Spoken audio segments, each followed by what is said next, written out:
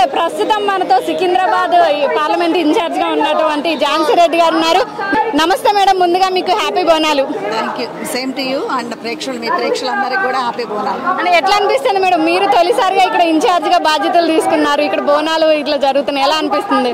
చాలా బాగా జరుగుతుంది. అందరూ కూడా చాలా మంచిగా కోఆర్డినేషన్ చేసి ఈరోజు బోనాలు కూడా చాలా సక్సెస్ఫుల్గా చేయడం జరిగింది. అదేవిధంగా మన సీఎం రేవంత్ రెడ్డి గారు, మళ్ళీ పొన్నం ప్రభాకర్ గారు, వీళ్ళందరూ కూడా రావటం జరిగింది. మేయర్ గారు, సో డిప్యూటీ మేయర్ గారు కూడా, వీళ్ళందరూ కూడా చాలా కష్టపడి ఈరోజు బోనాలు సక్సెస్ చేయడం జరిగింది. అంటే మీరు అధికారంలోకి వచ్చాక ఇది రెండోసారి బోనాలు అండ్ భక్తులు కూడా చాలా మంది కొంచెం వాటర్ ఇబ్బంది అవుతుంది అంటున్నారు, దాని మీద కొంచెం దృష్టి పెట్టగలరా? ఇప్పుడు క్యూ లైన్ లో చాలాసేపు 2 hours నుంచి నిలబడ్డ వాళ్ళు చాలా మంది ఉన్నారు. మాతో కూడా ఇప్పుడు కూడా చెప్తున్నారు మంచినీళ్ళ ప్యాకెట్లు కూడా ఇవ్వట్లేదని, దాని మీద మీరు కొంచెం దృష్టి సారించగలరా?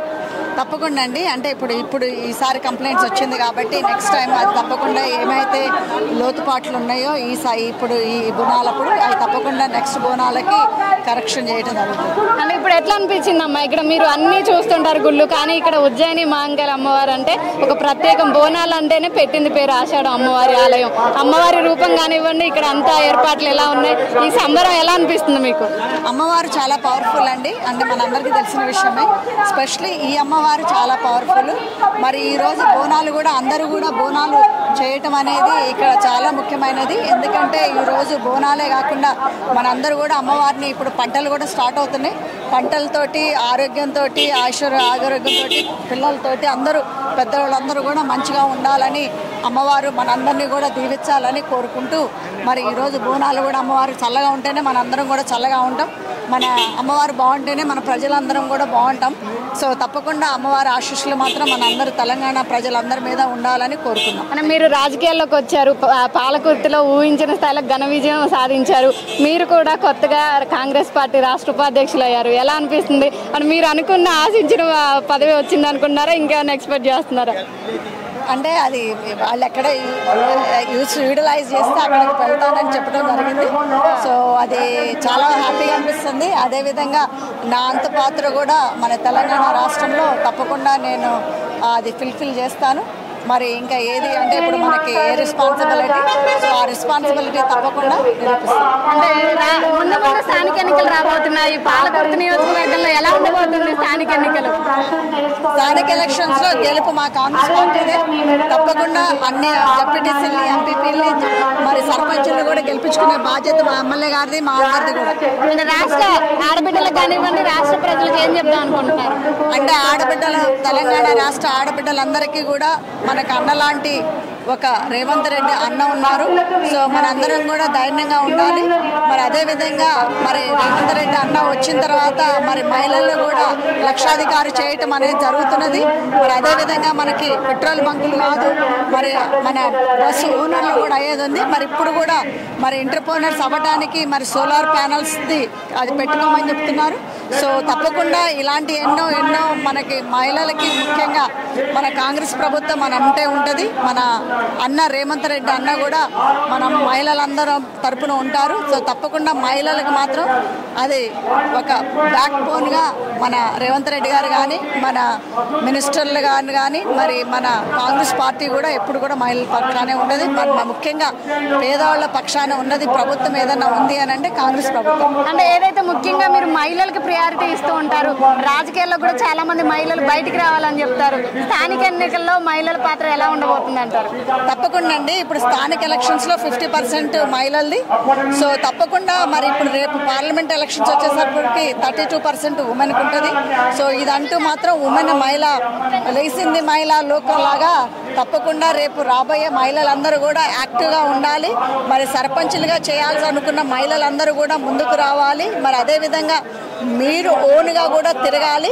ఎందుకంటే చాలా వరకు ఊళ్ళల్లో ఇంకా మహిళలు సర్పంచులు అని అనగానే మన తండ్రో లేకపోతే భర్త, కొడుకో, మామో అనేది చేస్తారు. సో మీరు కూడా, ఎందుకంటే ఒక స్టెప్ ముందుకేస్తే ప్రతి ఒక్క అడుగు కూడా మనము నిచ్చిన ఏదైనా కానీ ఒక మెట్టు ఎక్కగలుగుతాం, తర్వాత మనం నిచ్చిన మెట్టు మొత్తం ఎక్కగలుగుతాం. సో అందుకోసమని మహిళలకి మాత్రం భరోసా చెప్తున్నా. సో తప్పకుండా మీ అంత పాత్ర మీరు పోషివ్వాలి. మన రాజకీయాల్లో, తెలంగాణ రాజకీయాల్లో మాత్రం మహిళలు మీరందరూ కూడా మీ యొక్క పాత్ర పోషివ్వాలి. అంటే ఈ బోనాల సందర్భంగా పండుగ వాతావరణం అయితే నెలకొంది. ఇక అన్ని ముందు అన్ని పండుగలే ఉన్నాయి. ఏం చెప్తారు మహిళలకి? మహిళలందరూ కూడా సుఖ సంతోషాలతోటి మన పిల్ల పాపలతోటి ఆరోగ్యంతో ఆశ్చర్యతోటి మీరు అందరూ కూడా క్షేమంగా ఉండాలి. మరి ఇప్పుడు ఏదైతే మన గవర్నమెంట్ స్కీమ్స్ అయితే ఉన్నాయో మహిళలందరికీ కూడా వాళ్ళందరూ కూడా మహిళల స్కీమ్స్ అన్నీ కూడా యూజ్ చేసుకొని మరి ఇప్పుడు అంటే ఇప్పుడు లోన్స్ కూడా 0% లోన్స్ కూడా రావడం జరిగింది. మరి ఇవన్నీ తీసుకొని కూడా మరి మీరందరూ కూడా ఒక ఎంటర్ప్రెన్యూర్ గానో ఒక చిన్న బిజినెస్, పెద్ద బిజినెస్ అవసరం లేదు, చిన్న బిజినెస్ తోటి స్టార్ట్ అవ్వచ్చు. తప్పకుండా సక్సెస్ మాత్రం మనది. అని మిమ్మల్ని ఇక్కడ అడగొచ్చే లేదు, బట్ ఏదైతే పాలకుర్తిలో అసలు అభివృద్ధి జరగట్లేదండి, మీ మీద ఎన్నో దాడులు, ఎన్నో ఛానల్స్ ఎన్నో ఏదో ఒకటి చేయడం జరుగుతుంది, అసలు అది ఎలా తట్టుకుంటున్నారు, ఎలా ముందుకెళ్తున్నారు అండ్ అభివృద్ధి జరగట్లేదు అన్న వాళ్ళకి మీ సమాధానం ఏం చెప్తారు?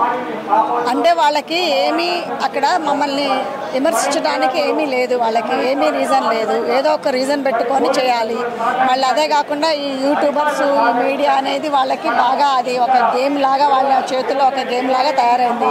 సో దీంతో వాళ్ళు విమర్శించడానికి ముఖ్యంగా మహిళలని కూడా చూడకుండా మన ఆపోజిషన్ లీడర్స్ కానీ మరి విత్ ఇన్ ద పార్టీకి కోవట్లు కానీ చేయడం జరుగుతున్నది. తప్పకుండా వాళ్ళకి భగవంతుడు అనేవాడు, వాళ్ళకు కూడా కుటుంబాలు ఉన్నాయి, వాళ్ళకు కూడా ఒక తల్లి, ఒక అక్క, చెల్లెలు, ఒక ఇంట్లో ఒక భార్య, రేపు బిడ్డలు కూడా ఉండబోతారు. వాళ్ళు తప్పకుండా తప్పకుండా అంటే మేమేమీ తగ్గేదే లేదు. మేము ఎట్లయితే తగ్గకుండా గత రెండేళ్ల నుంచి పోరాడనమో పాలకుర్తి నియోజకవర్గంలో 40 ఏళ్ళు ఉన్నాం మాజీ మంత్రిని కూడా మేము ఎట్లా ఓడించామో అదేవిధంగా ఇంకా రాబోయే విమర్శలన్నీ కూడా మేము అట్లే ఎదుర్కొని గెలుపు మాది. అంటే ఏదైతే మీరు తెలంగాణ నియోజకవర్గాన్ని ఒక ఎత్తు అయితే వరంగల్ జిల్లాలో ఒకళ్ళని మంత్రులు కానివ్వండి, ఇక్కడ పాలకుర్తిలో మిమ్మల్ని మాత్రమే టార్గెట్ చేస్తున్నారు, మిగతా జిల్లాల్లో మంత్రులు లేరు, అక్కడ అభివృద్ధి జరగట్లేదు అన్నట్టుగా మిమ్మల్ని ఎందుకు కార్నర్ చేస్తున్నారు అనుకుంటున్నారు? అంటే అది మీకు తెలుసు కదా, మన ఇప్పుడు అలాంటి విమర్శించటము ఇలాంటివన్నీ చేపించడంలో మాజీ మంత్రి గారు మరి అదే విధంగా ఆయన కీలక పాత్ర అంటారా? ఆయన కీలక పాత్ర పోషిస్తున్నాడు. ఎందుకంటే ఆయన ఎప్పుడు కూడా డైరెక్ట్గా వచ్చే దమ్ము ధైర్యం లేదు. ఇదే విధంగా ఇండైరెక్ట్గా వాళ్ళ పార్టీలో వాళ్ళే కావచ్చు లేదా మన కాంగ్రెస్ పార్టీలో వాళ్ళనే కట్టుకొని చేపట్టడం ఇది ఆయనకి పిహెచ్డీ చేసి ఇట్లాంటి వాటికి భయపడేది లేదంట. ఇలాంటి వాళ్ళకి ఎంతో మందిని చూసి వచ్చాను. అమెరికాలోనే 35 ఏళ్ళు నేను బిజినెస్ చేసి ఇలాంటి వాళ్ళని ఎంతో మందిని చూసి వచ్చాను. తప్పకుండా ఇలాంటి ఏదున్నా కానీ నేను కానీ మా అమ్మలే కానీ ఎదుర్కోవడానికి రెడీ. Thank you. దమ్ము ఉంటే పొలిటికల్ ఎదుర్కోండి.